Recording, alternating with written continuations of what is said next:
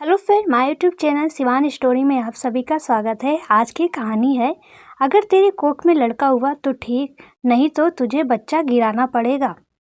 लल्ला कह दे अपनी बीवी से, इसके पेट में पल रहा बच्चा लड़का है या लड़की, ये जानने के लिए ये टेस्ट तो इसे करवाना ही पड़ेगा।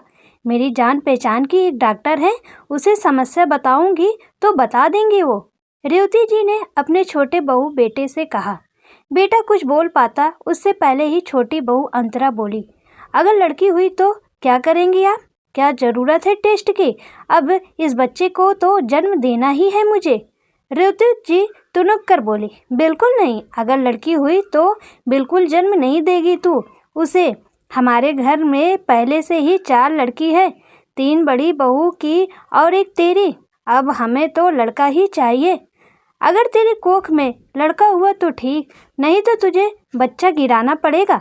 इस परिवार की वंश बेल की आगे बढ़ाने का काम अब तेरे हाथ में ही है। बड़ी बहू तो अब माँ नहीं बन सकती, साफ साफ मना कर दिया है डॉक्टर ने।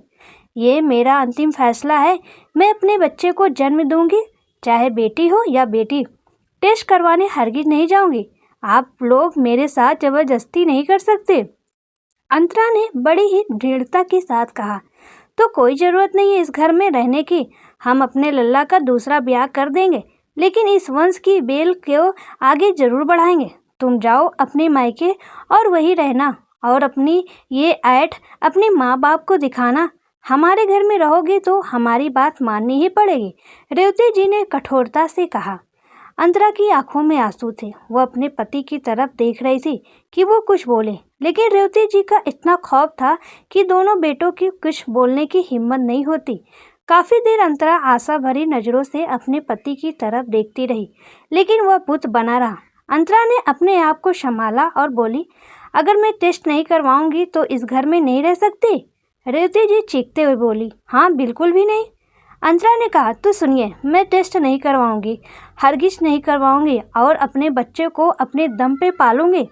अंतरा कहते हुए अपने कमरे में चली गई और बैग पैक करने लगी। रेवती जी ने अपने बेटे को अंतरा से मिलने भी नहीं जाने दिया। मायका पास ही था, सो वो अपने साथ अपने 4 साल की बेटी को लेकर अपने घर चली आई। मायके में मम्मी पापा अकेले ही रहते थे। एक भाई था, वो अपनी नौकरी पर दूसरे शहर में रहता था। मम्मी पापा ने अंतरा का पूरा साथ दिया, क्योंकि वो जानते थे कि उनकी बेटी गलत नहीं है। अंतरा ने अपने आप को संभाला, और फिर वो दिन भी आ गया जब उसने एक हष्ट पुष्ट बेटे को जन्म दिया। अंतरा ने बेटे को जन्म दिया है, यह सुनकर रेवती जी अंतरा के मायके आई और अंतरा के मम्मी पापा से अपनी बहू को घर वापस ले जाने के लिए कहने लगी। बच्चे का नामकरण नहीं हुआ था, सो अंतरा अलग कमरे में थी। अंतरा की माँ ने कहा, बिटिया तेरी सास और दामाद जी तुझे अपने घर लेने आए हैं। अंतरा मुस्कुराई और बोली, माँ वो लोग मुझे नहीं, मेरे बेटे को लेने आए हैं। उनके वंश को आगे बढ़ाने का जरिया जो बनेगा। पिछले 6 महीने में जिस पति और सास ने मेरी खबर सुध ना ली, आज मुझे घर ले जाने की बात कर रहे हैं। माँ उनसे कह दीजिए, अब अपने उस बेटे को जिसे गलत को गलत कहने की हिम्मत नहीं है, दूसरी शादी करवा ले। मेरे बच्चे का ख्याल और पालन पोषण करने के लिए मैं अकेले ही काफ़ी हूँ, और फिर इनके नानू नानी भी तो हैं। माँ ने कहा, बेटा एक बार और सोच लेती। नहीं माँ, इसमें सोचने वाली बात ही नहीं है। बात आज सम्मान की है, एक पत्नी, एक बहू, एक माँ और एक नारी के आज सम्मान की। हम औरतें जब तक गलत को गलत नहीं कहेंगे, अपना सम्मान खुद नहीं करेंगे और अपने आज सम्मान के साथ समझौता करते रहेंगे, तब तक रेवती जैसी क्रूर सासों के शोषण का शिकार होते रहेंगे। उन लोगों से कहिए यहाँ से चले जाएं, और आज की बात मेरे घर और मेरे बच्चों की तरह मुड़ कर न देखें। अंतरा ने बड़ी ही सहजता से अपना अंतिम फैसला सुना दिया। उसके चेहरे पर एक दिव्य तेज नजर आ रहा था।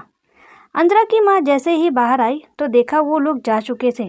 पापा से पूछने पर पता चला कि वो दोनों अंतरा से ही मिलने गए थे, लेकिन थोड़ी देर बाद ही रेवती जी गुस्से में तमतमाती हुई चली गई।